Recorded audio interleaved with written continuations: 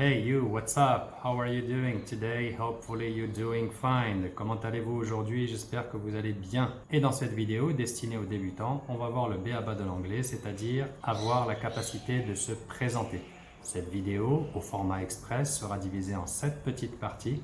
Donc ne perdons pas plus de temps and let's go. Première partie, les salutations. Effectivement, lorsqu'on est un minimum éduqué ou civilisé et qu'on rencontre des gens, on les salue. Donc voici les différentes manières de saluer en anglais. Évidemment, je suppose que vous connaissez tous le fameux hello.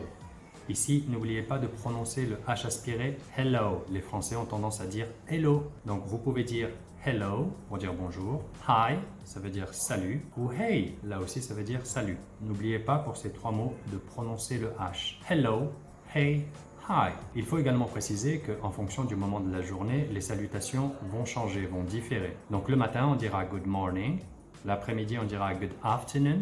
Et le soir, on dira good evening. Pour dire bonne nuit, on dira good night. Et là aussi, lorsqu'on est poli et qu'on veut prendre congé de quelqu'un, lorsqu'on veut lui dire au revoir, on utilisera la formule goodbye ou alors bye bye. Deuxième partie, parler de son identité, se présenter, donner son nom et son prénom. Donc la formule pour demander le nom à quelqu'un, c'est what's your name? On peut dire également what is your name? Mais dans le langage oral, on utilisera plutôt what's your name? Ce à quoi on peut répondre de deux manières différentes. La première manière, c'est de reprendre les éléments de la question et de dire mon nom est John. My name is John. My name's John. Ou alors on peut dire je suis John. I am John. I'm John. Ensuite, on peut demander ou donner des informations sur son âge. Donc pour demander l'âge en anglais, c'est la formule suivante. How old are you? How old are you? Quel âge as-tu? Et la réponse est la suivante. Vous pourrez dire par exemple I am 30 years old. Remember, in this example, I am John. Ou alors on peut dire tout simplement I am 30. On sait qu'on parle de l'âge. Et l'erreur que font les Français très fréquemment,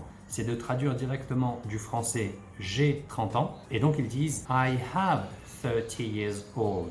Or en anglais, on dit littéralement je suis 30 ans.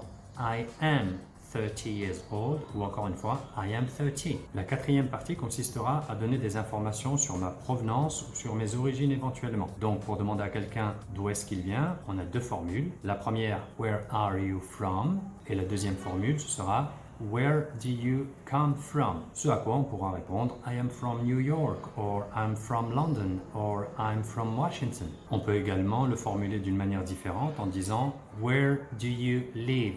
Where do you live? Qui veut dire où est-ce que tu vis, où est-ce que tu habites. Et à cette question, on pourra répondre par exemple I live in Paris or I live in London. Je vis à Paris, je vis à Londres. Si vous êtes attentif, vous avez remarqué que en fait, on reprend les éléments des questions qui nous sont posées pour formuler les réponses. Donc, what's your name? My name's John. Where do you live? I live in Paris. Where do you come from? Or where are you from? I am from New York. De cette façon, on est sûr de répondre correctement. Si je veux donner des informations complémentaires sur mes origines, je peux dire I am French, je suis français. Or I am Spanish, je suis espagnol. Or I am Italian, je suis italien. Là, ça dépendra de vos origines. Et si on me pose la question sur mon lieu de naissance, la question sera la suivante.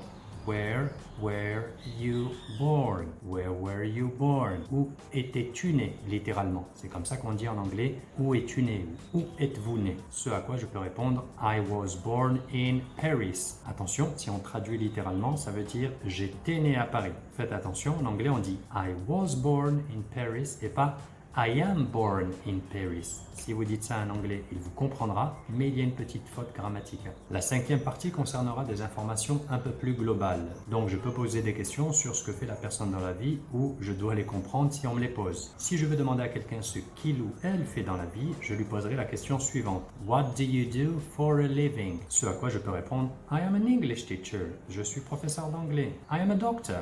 Je suis un docteur. I am a student. Je suis étudiant. La sixième partie consistera à donner ou à demander des informations sur la famille.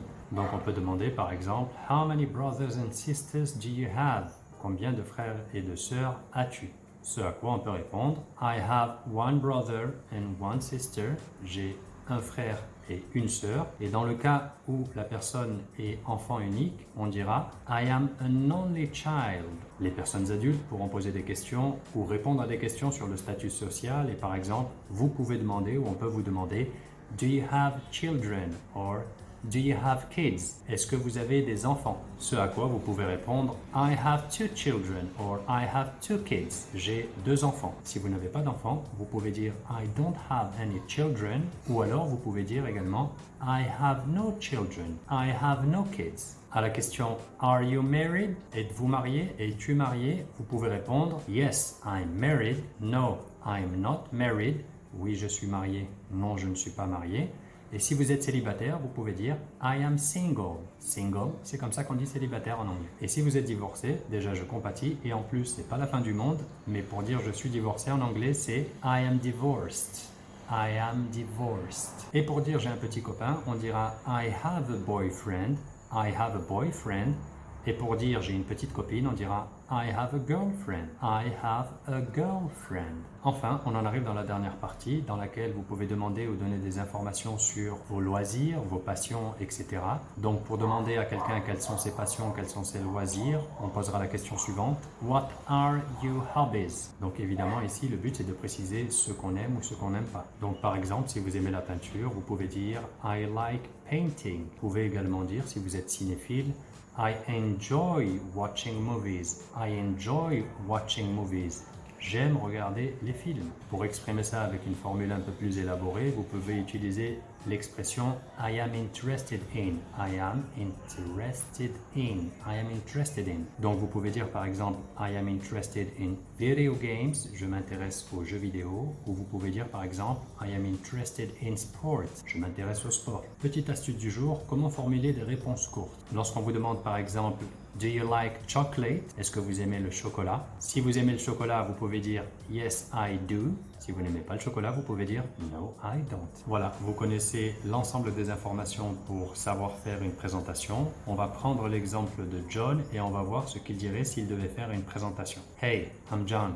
I'm 30 years old. I live in Chicago, but I'm from New York. I have 2 brothers and I am single. I am interested in boxing and football. Donc voilà, la vidéo touche à sa fin. N'hésitez pas à revenir en arrière, à vous appuyer sur l'exemple de John et à remplacer des informations par les vôtres. Et n'hésitez pas à répéter afin de bien mémoriser la façon dont on se présente. En tout cas, j'espère que la vidéo vous aura plu. Si c'est le cas, n'hésitez pas à vous abonner et à activer la petite cloche pour recevoir les notifications des prochaines vidéos. N'hésitez pas également à liker et à partager avec vos amis. Ça peut toujours leur servir. Je vous retiens pas plus. Thanks for watching. Take care. See you soon. Cheers.